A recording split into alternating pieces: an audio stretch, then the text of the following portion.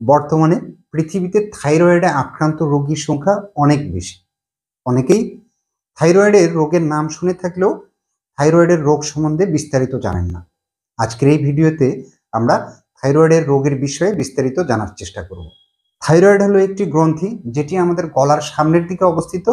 এটি দেখতে ঠিক প্রজাপতির মতো। এই থাইরয়েড গ্রন্থি থেকে কিছু হরমোন নিঃসরণ হয়। এই হরমোনগুলো আমাদের শরীরের বিপাকক্রিয়া সহ আমাদের দেহের বিভিন্ন গুরুত্বপূর্ণ ভূমিকা পালন করে। কিন্তু সমস্যা হলো এই থাইরয়েড গ্রন্থি থেকে এই হরমোনের নিঃসরণ যদি কম হয় সেটাও আমাদের শরীরের জন্য ক্ষতিকর, এবং এই থাইরয়েড গ্রন্থি থেকে হরমোনের নিঃসরণ যদি বেশি হয় সেটাও আমাদের জন্য ক্ষতিকর।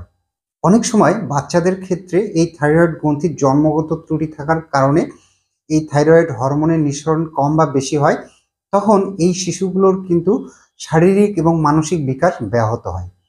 এই থাইরয়েড গ্রন্থি থেকে থাইরয়েড হরমোনের নিঃসরণ যদি কম হয় তখন একে হাইপোথাইরয়েডিজম বলা হয়, এবং এই থাইরয়েড গ্রন্থি থেকে হরমোনের নিঃসরণ বেশি হলে তখন তাকে হাইপারথাইরয়েডিজম বলা হয়। আমাদের এই থাইরয়েড গ্রন্থিতে বিভিন্ন রকমের রোগ হতে পারে। এর মধ্যে রয়েছে হাইপোথাইরয়েডিজম, হাইপারথাইরয়েডিজম, আপনার গয়টার বা গলগণ্ড বা নোডিউল। আপনার এই থাইরয়েড গ্রন্থিতে টিউমার হতে পারে, এক বা একাধিক টিউমার হতে পারে, ছোট বড় মাঝারি বিভিন্ন সাইজের টিউমার হতে পারে, এবং থাইরয়েড ক্যান্সারও হতে পারে। এগুলো হচ্ছে থাইরয়েডের রোগ। এখন আমরা অনেকেই আমাদের মধ্যে থাইরয়েডের রোগ থাকলেও আমরা জানি না যে থাইরয়েডের রোগে আক্রান্ত কিনা।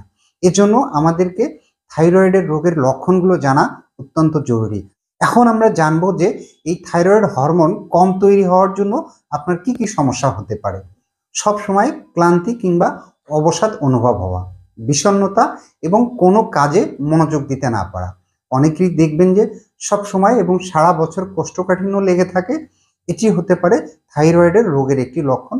এবং অনেকেরই দেখবেন যে অল্পতেই বা সবসময় শীত শীত লাগে, এটাও হতে পারে থাইরয়েডের রোগের একটি লক্ষণ।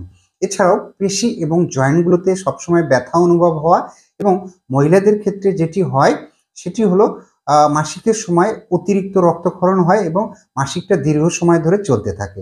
এগুলো হচ্ছে আপনার থাইরয়েড হরমোন যদি কম তৈরি হয় তখন এই হাইপোথাইরয়েডিজমের লক্ষণ। এখন আপনার থাইরয়েড গ্রন্থি থেকে যদি অতিরিক্ত এই হরমোন নিঃসরণ হয় তখন কি কি সমস্যা হয়। তখন যে সমস্যাগুলো হয় সেটি হলো অতিরিক্ত ঘাম হয় এবং গরম সহ্য করতে না পারা। আরেকটি কমন সমস্যা হলো হজমের সমস্যা। অনেকেই দেখবেন যে সারা বছর ওষুধের দোকান থেকে শুধু হজমের ওষুধ কিনে খায়, কিন্তু তার হজমের সমস্যা দূর হয় না। তাহলে হজমের সমস্যা, এবং অনেকেরই ঘুমের সমস্যা হয়। দেখা যাচ্ছে যে তাদের ঘুম হয় না, নিয়মিত ঘুম হয় না, ঘুম ধরে না, রাতে এপাশ ওপাশ করতে থাকেন, ঘুমের সমস্যা হয়। আরেকটি খুবই মারাত্মক সমস্যা হলো ওজন কমে যাওয়া। আপনার সব রকম খাওয়া দাওয়া, খাবারের রুচি, খাওয়া দাওয়া সব ঠিকঠাক, কিন্তু আপনার ওজন কমে যাচ্ছে, এটি একটি লক্ষণ। এছাড়াও মহিলাদের ক্ষেত্রে যেটি হয় সেটি হলো মাসিকের পরিমাণ খুব কম হয়, অল্প পরিমাণে মাসিক হওয়াটা এবং অনিয়মিত মাসিক হওয়াটা, এটিও হতে পারে হাইপারথাইরয়েডিজমের একটি লক্ষণ।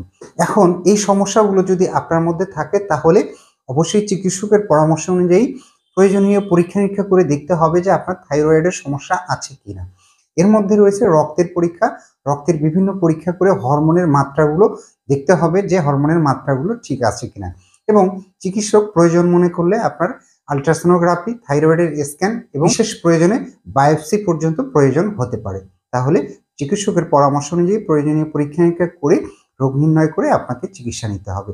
তাহলে থাইরয়েড নিয়ে আজকে এ পর্যন্তই। ভিডিওটি ভালো লাগলে লাইক দিবেন, এবং এই চ্যানেলে নতুন হয়ে থাকলে অবশ্যই চ্যানেলটি সাবস্ক্রাইব করবেন। ধন্যবাদ সবাইকে।